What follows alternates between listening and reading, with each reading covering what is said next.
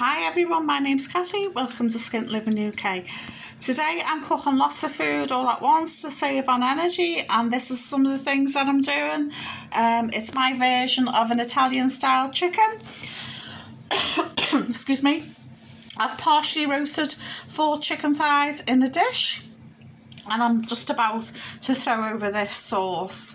It's a tin of chopped tomatoes, a little dash of garlic and basil, 1 stick of celery. Celery is on the Super Saver 6 at the moment in Aldi's, 49p.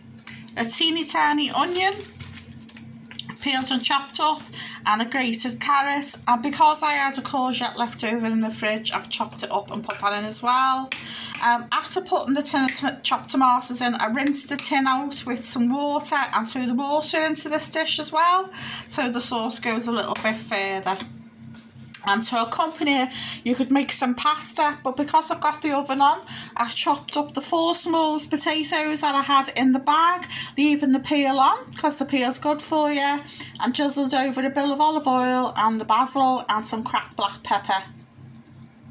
And near the end, I'm going to throw in this garlic baguette, the 2 for 70p in Aldi at the moment, or I think the 37 or 39p in Asda as well. So nice, lovely, tasty Italian style dinner.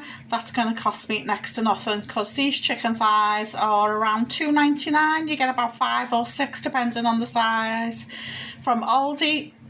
So I've used 4. So theoretically you could feed 4 people with this. Give them a bit of garlic bread, give them a bit of the Italian potatoes, and give everybody a piece of the chicken with the sauce on top. So I'm going to pour the sauce over.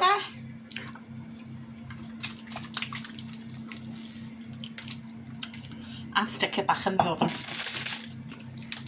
for about another 20 odd minutes.